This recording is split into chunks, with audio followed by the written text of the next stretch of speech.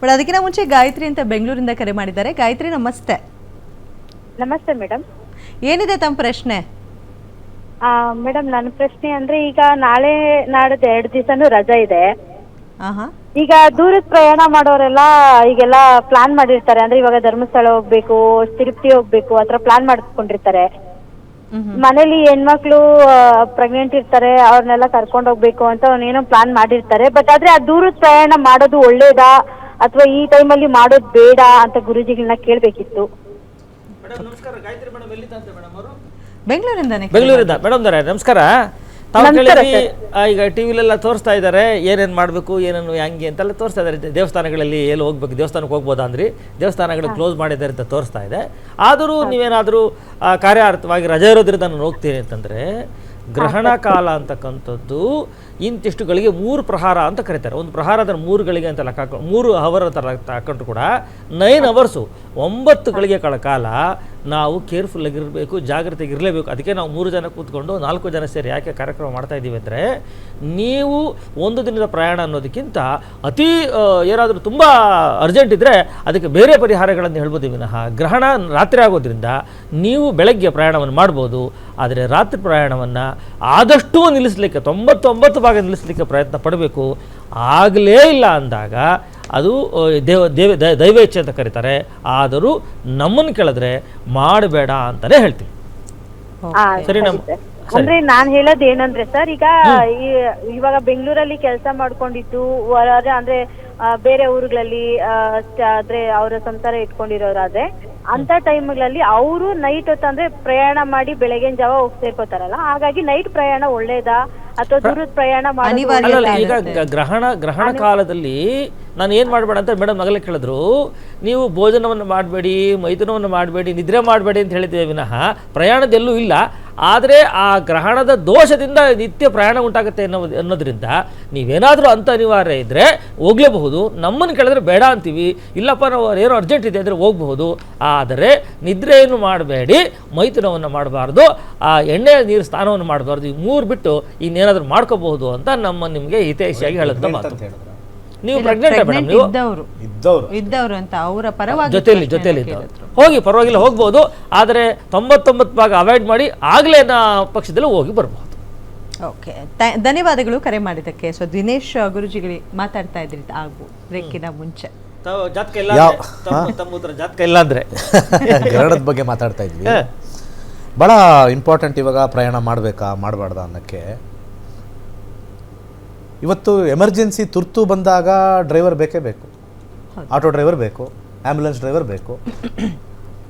10 ಗಂಟೆಯಿಂದ 1 ಗಂಟೆ international flights ಹೋಗ್ತಾ ಇದ್ದಾವೆ, ಆಕಾಶದಲ್ಲಿರ್ತವೆ. ನಾವು ಸ್ವಲ್ಪ ವಿಜ್ಞಾನದ ಕಡೆ ಹೋದಾಗ ಆ ಗ್ರಹಗಳು ಆ ಒಂದು ವಿಚಾರ ಅವ್ರವ್ರದ್ದು ಮ್ಯಾನಿಫೆಸ್ಟ್ ಮಾಡ್ಕೊಳ್ತಾ ಇರ್ತವೆ, ನಮ್ಮದು ಹೋಗ್ತಾ ಇರ್ತೀವಿ. ವಾತಾವರಣದಲ್ಲಿರ್ತಕ್ಕಂಥ ಒಂದು ಆರೋಗ್ಯದ ಕ್ರಮಕ್ಕೆ ಮಾತ್ರನೇ ಗ್ರಹಣಗಳನ್ನು ಅಳವಡಿಸ್ಕೊಳ್ಬೇಕೇ ಹೊರತು ಇನ್ನು ಬೇರೆ ಯಾವ ಅರ್ಥದಲ್ಲೂ ನಾವು ತೊಗೊಳ್ಬಾರ್ದು. ಈ ರಾಶಿಗೆ ಒಳ್ಳೆಯದಾಗತ್ತೆ, ಆಗ ಒಳ್ಳೆಯದಾಗತ್ತೆ ಅಂಥೇಳಿ ವರ್ಷದಲ್ಲಿ 4 ಗ್ರಹಣ ಅಥವಾ 3 ಗ್ರಹಣ 6 ಗ್ರಹಣ ಆಗಿರೋದು ಉಂಟು. 6 ಗ್ರಹಣ ಅಂದರೆ 2 ತಿಂಗಳಿಗೂ ನಮಗೆ ಸಮಸ್ಯೆ ಬರ್ತಾ ಇದ್ದರೆ ನಮ್ಮ ಮೂಲ ಜಾತಕದ ಲಗ್ನ, ಅದ್ರ ಬರ್ತಕ್ಕಂಥ ದಶಾ ಭುಕ್ತಿ ಗೋಚಾರದಲ್ಲಿ ಬರ್ತಕ್ಕಂಥ ಗ್ರಹಗಳು, ಆವಾಗಲೇ ಗುರುಗಳು ಹೇಳಿದಂಗೆ ಚಂದ್ರನಿಂದ ನೋಡ್ತಕ್ಕಂಥ ಗೋಚಾರ ಫಲಗಳು, ಇಷ್ಟೆಲ್ಲ ನೋಡಿದಾಗ ನಾವು ಬದುಕಬೇಕಾ ಇಲ್ವಾ ಅನ್ನೋದು ಗೊತ್ತಾಗ್ಬಿಡುತ್ತೆ.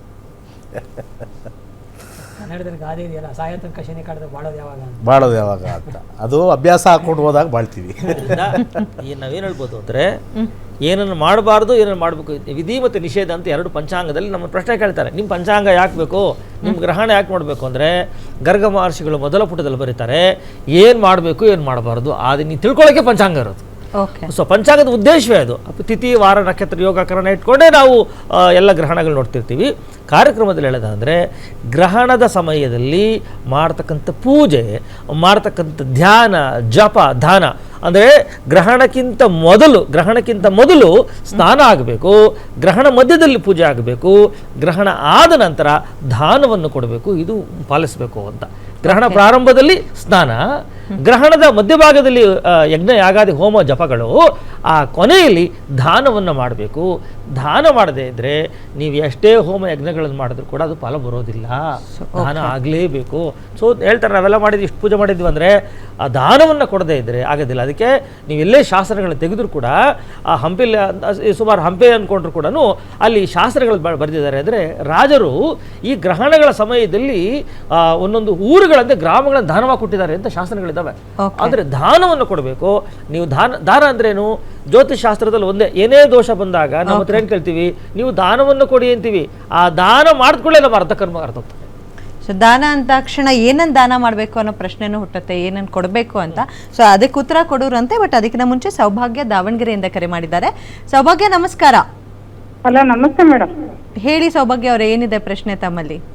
ಅದೇ ನಾಳೆ ಚಂದ್ರಗ್ರಹಣ ಇದೆ ಅಲ್ರಿ, ಅದಕ್ಕೋಸ್ಕರ ನಾಳೆ ಬಟ್ಟೆ ಖರೀದಿ, ಬಂಗಾರ ಖರೀದಿ ಏನಾದ್ರು ಖರೀದಿ ಮಾಡ್ಬೇಕೋ ಬೇಡ ಅಂತ ಗುರುಗಳನ್ನ ಕೇಳ್ಬೇಕಿತ್ತು. ಈಗ ರಾತ್ರಿ 10 ಗಂಟೆಗೆ ಯಾವ ಬಂಗಾರದ ಅಂಗಡಿ ತೆಗ್ದಿರುತ್ತೆ ಅಂತ ನಾನು ಮೊದಲು ನಿಮಗೆ ಕೇಳಬೇಕು, ಯಾಕಂದ್ರೆ ನಾನು ಖರೀದಿ ಮಾಡ್ಬೇಕು. ನಾನು 10 ಗಂಟೆ ಅಲ್ಲ, ರಾತ್ರಿ 10 ಗಂಟೆಗೆ ಗ್ರಹಣ ಇರೋದು, ರಾತ್ರಿ 1 ಗಂಟೆವರೆಗೂ ಇರುತ್ತೆ, ಮಧ್ಯರಾತ್ರಿ 1 ಗಂಟೆ. ಆ ಟೈಮಲ್ಲಿ ಯಾವ ಇದು ಬಂಗಾರ ಖರೀದಿ ಮಾಡೋಣ? ನೋಡಿ, ಆಲ್ರೆಡಿ ಹೇಳಿದಂಗೆ ನಾಳೆ ಇದೆ ಅಂದ್ರಲ್ಲ ನೀವು. ನಾಳೆ ರಾತ್ರಿ 9:56 ನಂತರ ರಾತ್ರಿ. ಓಕೆ, ಮೋಸ್ಟ್ಲಿ ಅನ್ಕೊಂಡಿದೆ. ನೋಡಿ, ಜನಗಳಿಗೆ ಮಾಹಿತಿ, ಚಂದ್ರಗ್ರಹಣ ಬರೋದೇ ರಾತ್ರಿ, ಡೇ ಟೈಮಲ್ಲಿ ಬರೋಲ್ಲ.